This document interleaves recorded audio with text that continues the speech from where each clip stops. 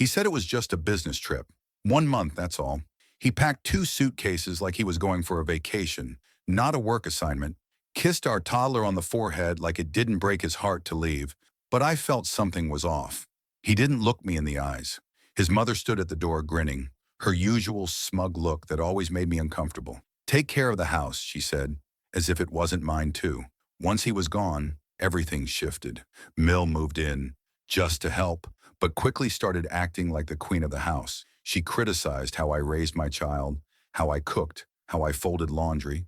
I kept quiet, thinking he'd be back soon and things would go back to normal. But weeks passed and he barely called. When he did, his voice was cold, distant, and always in a hurry. One evening I caught Mill whispering on the phone. I leaned in and my blood froze. She was talking to him and she said, "She still doesn't know." I confronted her, but she laughed and told me not to be paranoid. That night, I checked our shared cloud storage and saw photos I wasn't supposed to see. Him in a tropical location, not alone. A woman clung to him in every picture. They looked happy, relaxed, like a couple on their honeymoon. I felt like the floor had disappeared under me. I wanted to scream, but my son was sleeping in the next room. I stayed up all night, staring at those photos, wondering how long they'd been planning this. Turns out MIL had helped him plan everything. She even booked his flights and offered to keep me distracted. I was just a piece they were moving off the board, but I wasn't going to let them win. I didn't cry. I got smart. I started gathering proof, photos, receipts, call logs. I found out he had drained a large portion of our joint account before leaving. I contacted a lawyer the next morning. Quietly, without saying a word to Inamiel, I filed for separation and began the process of freezing our shared assets. I also reported the fraud on the account. MIL noticed things were off when the card stopped working. She stormed into my room, furious, demanding answers. I told her to get out of my house and my life. By the time he returned, expecting to slip back in like nothing happened, he walked into an empty closet, a legal notice on the table, and his mother gone. I had already moved into a small apartment with my son. He tried calling, begging to talk, but it was too late. I sent him the photos he never meant me to find, with a message. "Business trip, huh?" I blocked him after that. Let him deal with the mess he created. He thought he could disappear, cheat, and come back like nothing changed. But I wasn't waiting anymore. He left for paradise. I gave him a taste of reality. She never liked me, not from the start. Even on our wedding day, her smile didn't reach her eyes. She always made sly comments. "He used to laugh more before he met you," or, "I know what's best for my son." That was her favorite line.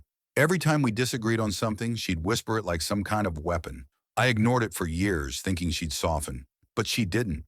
She only got worse once we had a baby. She'd question everything I did, how I fed him, dressed him, even how I spoke around him. And every time my husband stood silent, not once standing up for me. Things got worse when he started spending more time at his mom's house. He said it was to help her with errands, but he'd stay overnight sometimes and stop answering my texts.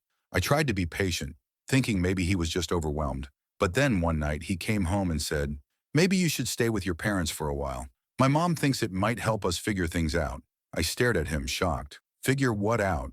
We weren't even fighting. I realized then it wasn't his idea. It was hers. She was planting thoughts in his head, slowly pushing me out of his life. Reluctantly, I packed a small bag and took our son with me. I thought it would be temporary, a week at most, but he stopped calling. No check-ins, no updates, nothing. When I finally got through to him, he was cold, distant, like I was some stranger bothering him. I knew something was wrong, so I checked our joint savings. My hands were shaking. More than half was gone. Thousands of dollars transferred out in small amounts. Nothing large enough to raise flags, but steady enough to drain us. I called the bank, and they confirmed the account had been accessed from a device registered to his mother. I felt like I couldn't breathe. She had him, not just physically, but mentally, emotionally, and now financially. She convinced him I was holding him back, that she knew what was best, and he believed her. He let her take our savings, our future. But I wasn't going to sit quietly and let her win. I gathered every bank record, every message, and every voice memo I could find. I filed a legal complaint. I froze the remaining assets and got a court order to protect what was left. When he found out, he called me furious, but I stayed calm. I told him, "Your mother might know what's best for you, but I know what's best for our son, and that's a stable future without lies." I filed for full custody and separation the next morning. Let her keep him. Let her smother him with control. I won't fight for a man who never fought for me, but I will fight for my child and for everything they tried to steal. Dinner started with smiles, but the tension in the room was sharp enough to cut through steel. I placed the dishes on the table, pretending not to notice the looks exchanged between my husband, his mistress, and my mother-in-law. The food was steaming, full of flavor, but none of it mattered. The air felt frozen, heavy with unspoken truce and fake laughter. It wasn't a dinner, it was a performance, and I was the only one who hadn't auditioned for a role. She sat right next to my husband, leaning in too close every time he spoke, her laugh just a little too loud. My husband, the same man who once held my hand under this table, was now pouring wine for her like she was royalty. And my mother-in-law? She was glowing, beaming even, watching the whole thing unfold with the satisfaction of someone who finally got what she wanted. They traded snide remarks wrapped in sugar. My mother-in-law would say, "Oh, she's so stylish," looking at the mistress, before adding, "You should try wearing something like that sometime." My husband chuckled, not even hiding it. Then the mistress chimed in about how the roast reminded her of something he once made for her. He smiled. My fork nearly snapped in my hand, but I kept my face still. Every bite I took tasted like betrayal. Every word they said felt like an arrow. They weren't even trying to hide it. My mother-in-law passed her more mashed potatoes like they were old friends, ignoring me completely. My husband asked if she needed more wine, more napkins, more anything, while I sat there invisible, watching my own life unravel at my table. The mistress talked like she had history here. "Oh, I love this table," she said, running her fingers along the edge. My mother-in-law nodded, smiling proudly, like she had given her a tour herself. My husband didn't stop her. He just smiled like this chaos was perfectly normal. It wasn't a slip-up. It was intentional. This whole dinner was a show, and I was the audience meant to crumble. But I didn't. I stayed calm. I ate. I nodded. I let them believe they were winning. They mistook my silence for weakness. But I wasn't broken. I was calculating. Every insult, every smug smile, every mocking compliment, I logged it all. My mother-in-law thought she'd finally erased me. My husband thought he'd humiliated me. And the mistress thought she'd stolen something permanent. But none of them knew what was coming. Because while they were busy serving betrayal on fine china, I was already planning the final course. And it wasn't going to be sweet. They thought I'd break down, that I'd sit and cry while they took everything, that I was just a stay-at-home mom with no way to fight back. But what they didn't know was that I had quietly been preparing. While he was away on business trips, while his mother whispered in his ear and treated me like nothing, I had been studying late at night after our son went to sleep. I enrolled in online classes. I finished my degree in accounting without telling anyone. I kept it quiet, not because I was hiding, but because I knew I had to be smart. I had access to all our tax records. I did the filings every year. I handled the paperwork. I knew every detail of our financial history, where the money came from, where it went, what was claimed, and what was hidden. So when they drained the joint account, erased my name from the house deed, and wiped out the college fund, I didn't panic. I documented. I went through every transaction, every transfer, every unusual activity from the last 2 years. And I found things they didn't expect anyone to notice. Like the offshore account his mother had set up under her maiden name, connected to a shell company in the Cayman Islands. Or the consulting fees he started claiming on his taxes, despite never actually doing any consulting. There were payments made to fake vendors, false deductions, hidden income streams, all illegal. And I had proof of all of it. I didn't just keep copies, I made 3 backups, one physical, one digital, and one with my lawyer. I built a case, brick by brick, while they thought I was broken. I filed a forensic audit request. I reported the fraud to the IRS. I submitted evidence to the family court, proving that he and his mother had been embezzling money from our marital assets long before he asked me to leave. My lawyer was stunned at how much I had uncovered. And because the funds were marital property, and he'd tried to hide them, the judge froze all of their assets within 48 hours. They couldn't touch a dime. Their accounts were locked. The house was put under investigation, and suddenly the roles reversed. They started calling me, panicked, desperate, begging to talk, to work something out. But I didn't pick up. I didn't owe them a conversation. I let my lawyer handle everything. I wasn't just a mom. I was the woman they underestimated. I was the quiet one who remembered everything, who saved everything, who knew exactly where to look when it mattered. They tried to destroy me, but I was never powerless. I had knowledge, I had proof, and I had the law on my side. They thought I'd crumble, Instead, I became the storm. When I started digging, I didn't expect to find anything big, just wanted to understand where all our money went. But the deeper I looked, the uglier it got. What they had built, the lifestyle, the sudden fancy clothes, the overseas stays, the luxury hotel bills, it wasn't success. It was a lie. It was a $3 million fantasy built on fraud.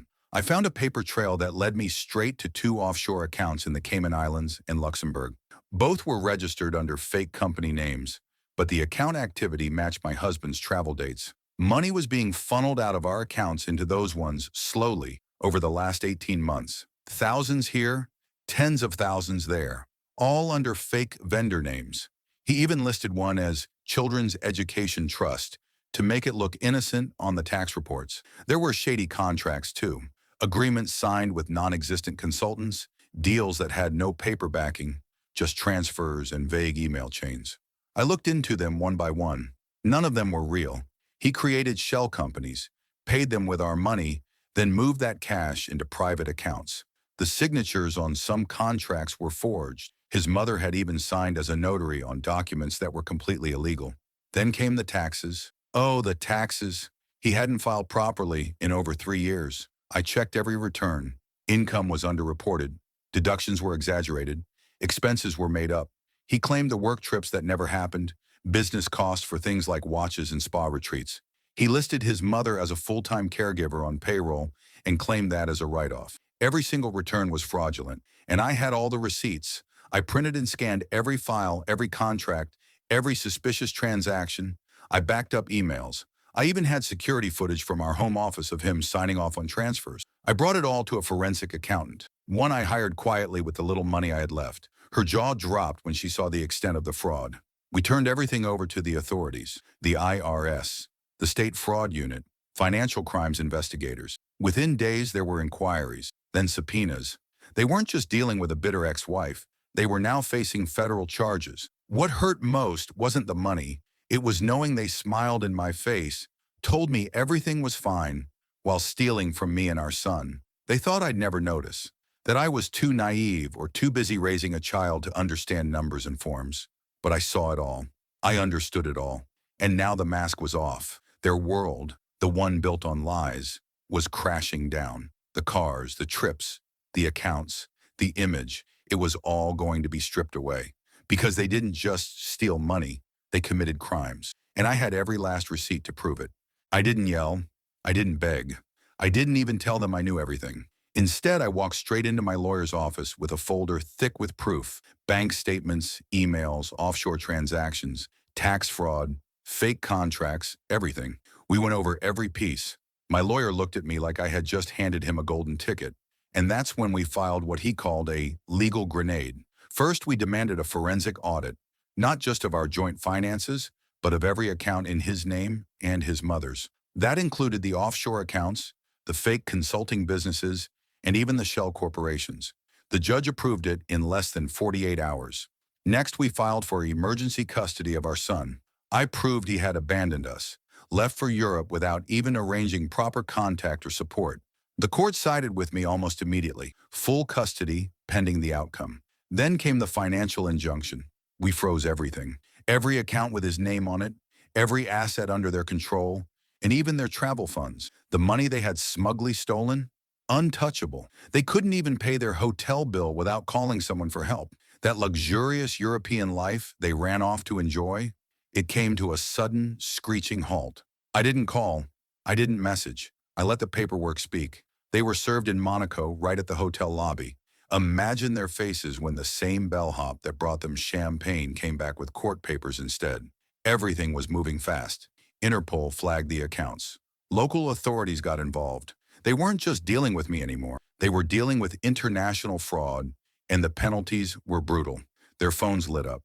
Lawyers, accountants, bank reps, all calling in panic, because suddenly everything they thought was hidden was being exposed. The lifestyle they built on lies was unraveling in front of them. My husband tried to reach me through mutual friends. Can we talk? Let's fix this privately. But there was nothing left to fix. He had crossed a line, and I wasn't stepping back. My lawyer even pushed for the marital home to be reinstated in my name, since the deed had been changed illegally. We filed claims for child support, spousal damages, and legal fees. Every move they made to destroy me, I returned with legal force, not with emotion, but with precision. They thought I'd cry and stay silent, but I was building my case while they were partying on yachts.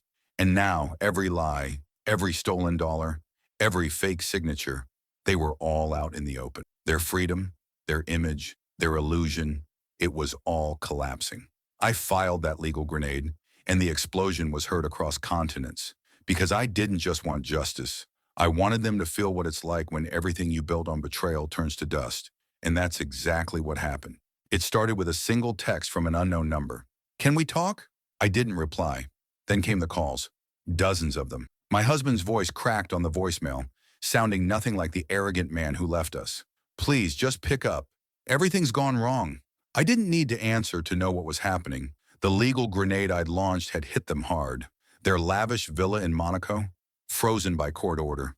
They couldn't sell it, rent it, or even step inside without triggering more legal trouble. Then I got a call from their bank, routine protocol.